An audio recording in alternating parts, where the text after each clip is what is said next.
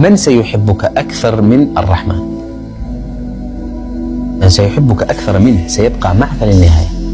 في آية لفتت انتباهي: قل ادعوا الله أو ادعوا الرحمن.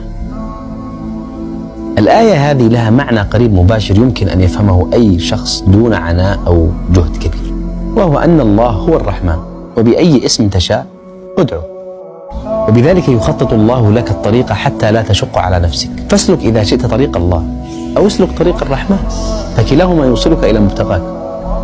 وحدد شكل علاقتك واتصالك بالله كما تشاء.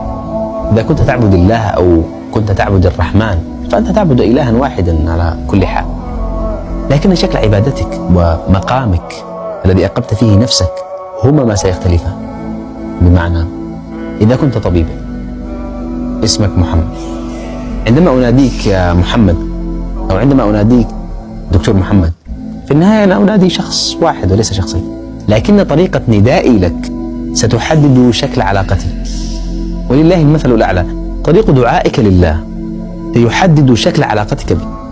معنى أنك ستنجح إذا ما اعتبرت وجودك في الدنيا اختبارا يجب عليك اجتيازه، لكنك ستتفوق إذا ما اعتبرت أن وجودك في الدنيا منحة إلهية عظيمة لتتذوق لذة حب الله والاقتراب منه. الحاصل على 50% في الثانوية العامة والحاصل على 100% كلاهما يكتب في شهادتهما ناجح، لكنهما أبدا لن يجلسا على نفس المقعد في الكلية. نحن طبعا لا ننكر أن يعبد الله خوفا أو طمعا، قد أقر ذلك سبحانه لأنه أعلم بالنفس البشرية ومقاماتها، لكن لك أنت وخطابي لنفسي أيضا، أليس الأحرى أن يعبد الله محبة؟ والذين آمنوا أشد حبا لله. من قال الله: من سيحبك أكثر من الرحمن؟ من سيحبك أكثر منه سيبقى معك للنهاية. هل في حياتك من هو أهم وأعز وأغلى من هؤلاء؟ هؤلاء لن يتخلوا عنك فحسب، سيفرون منك. هل تعلم من سيبقى لك ذلك اليوم؟ الرحمن. وخشعت الأصوات للرحمن فلا تسمع إلا همسا. يومئذ لا تنفع الشفاعة إلا من أذن له الرحمن. يوم يقوم الروح والملائكة صفا لا يتكلمون إلا من أذن له الرحمن.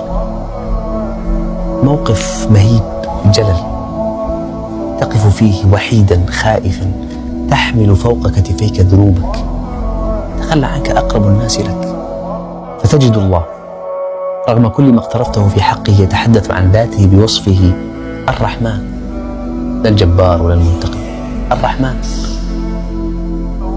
أعتقد أنك قد عرفت الآن من سيبقى معك إلى النهاية.